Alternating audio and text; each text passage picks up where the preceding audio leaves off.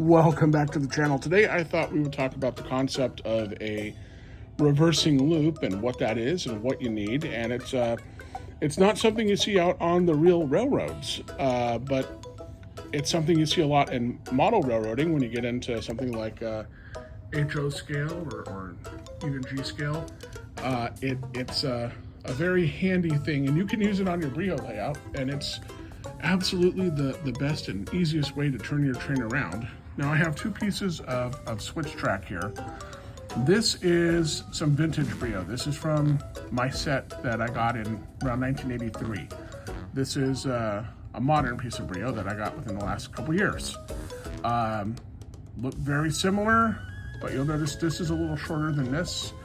One thing Brio has definitely improved in recent years is they've made it much easier to do a reversing loop. I don't know if that is why this is shorter, but it certainly has allowed reversing loops to become just a much easier thing. And I will show you how to put one together. Assuming you probably have modern Brio track. You can get it done with vintage Brio track, but you're gonna need a lot of really oddly sized pieces, whereas this is all just pretty standard stuff.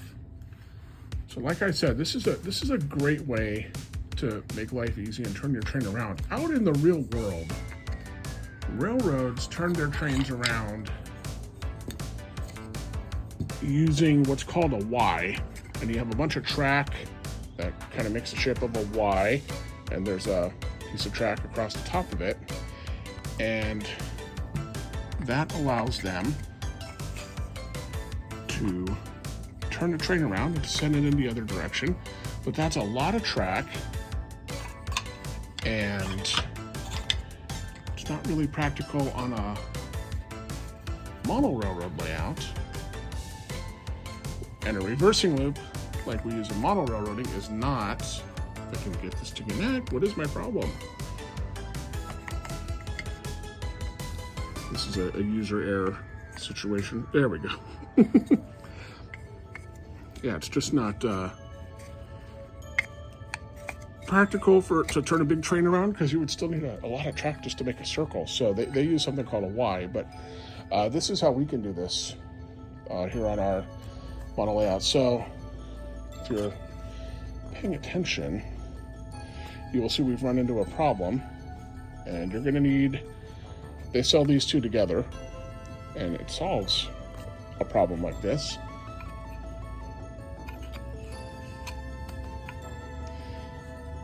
We'll add some straight pieces here, and I will show you why a reversing loop is amazing. Got our mighty red action locomotive.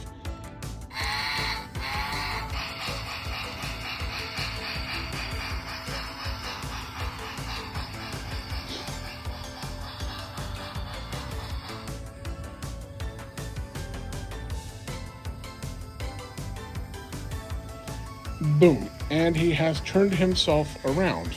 But if we make a reversing loop on the other end of our train setup here,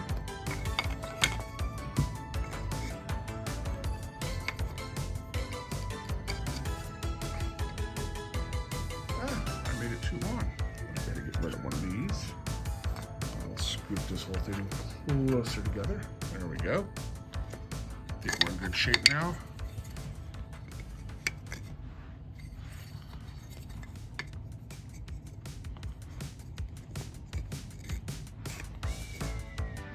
Okay. And very shortly we will see why reversing loops are so cool. I had the same problem at the other end. I don't know why I've gotten old, and my Brio track lighting skills are not what they were, I guess. All right. So we have the opposite problem at this end, right? But good thing they sell these in packages where you get both. And it allows you to deal with something just like this. Okay. So let's see what our train does. There it goes.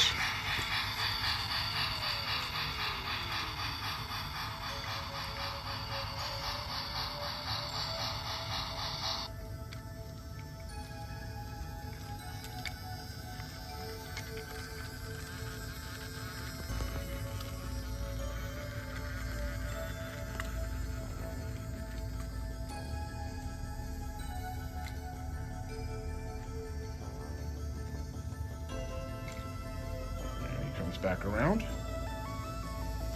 And he will just go on turning himself around indefinitely. And you say, well, Mark, why don't I just make an oval? And you could, but maybe you have other stuff going on here. Or another good reason for doing a reversing loop is it uses less track. So in a very recent video you might remember, I had, it's partially taken down now, but I had a Brio set up going the length of this room, and that's about 25 feet. I did not have enough straight track to make an oval. So the solution to that was to just do one length of track and have a couple of reversing loops at the end. And especially these days where we live in a world of battery-powered Brios, these battery-powered locomotives are so convenient and fun. You know, you can just let it do its thing.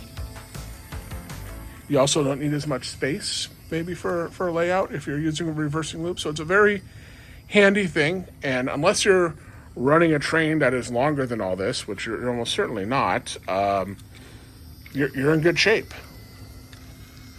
No special track pieces required other than this set that comes with this piece and this piece, and it's a very inexpensive accessory. I think I paid $5. It was not expensive. So there you go. Not as easy to do if you have vintage Brio pieces.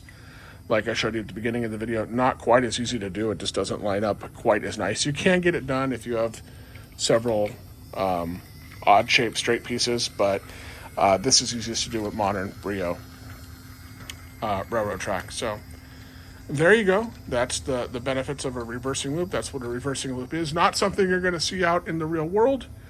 You know, in the real world, back in the day, back when steam engines were going, if you wanted to turn one around, they used turntables.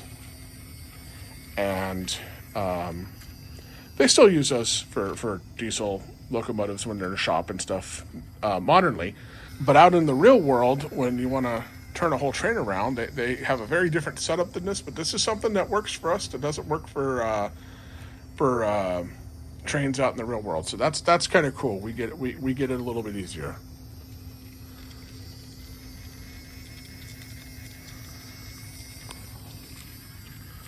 Thank you very much for watching. Please like and subscribe.